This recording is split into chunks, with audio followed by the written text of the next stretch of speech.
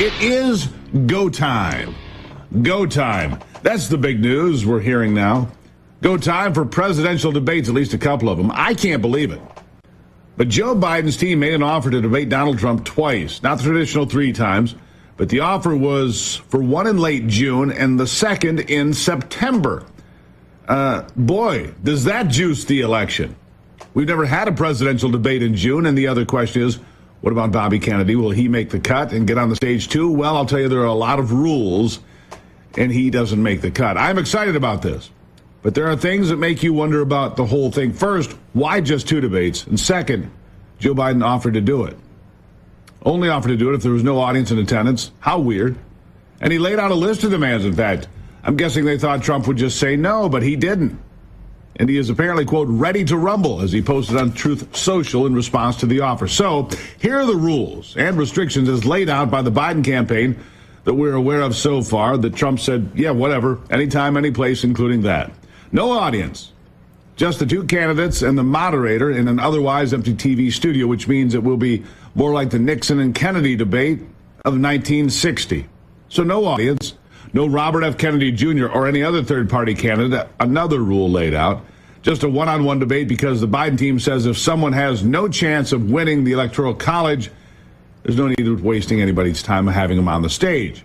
Only 4 networks, 4, can be considered to host the event, says Team Biden. The networks were CNN, ABC, CBS, or Telemundo. That's it. My understanding that CNN is up first.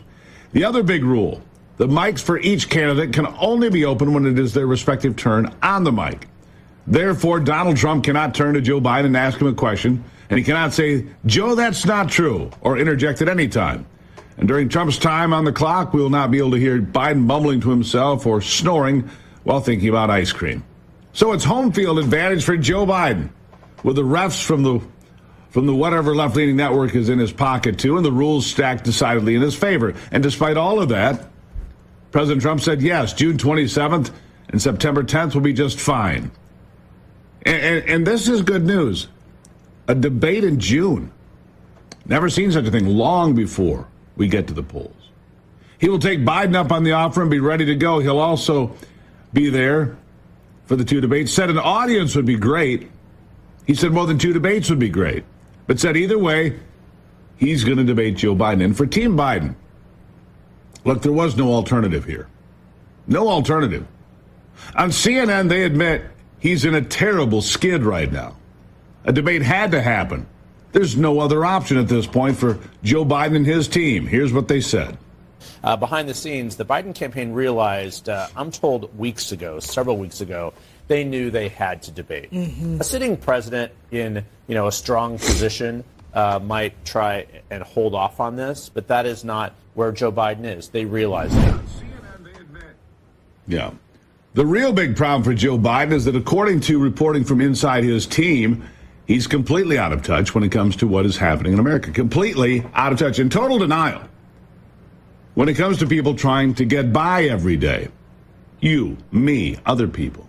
He also doesn't seem to believe the majority of all recent polls that show him losing to Donald Trump across the country, and more importantly, in the swing states, most recently yesterday from Fox News. We'll get to that later.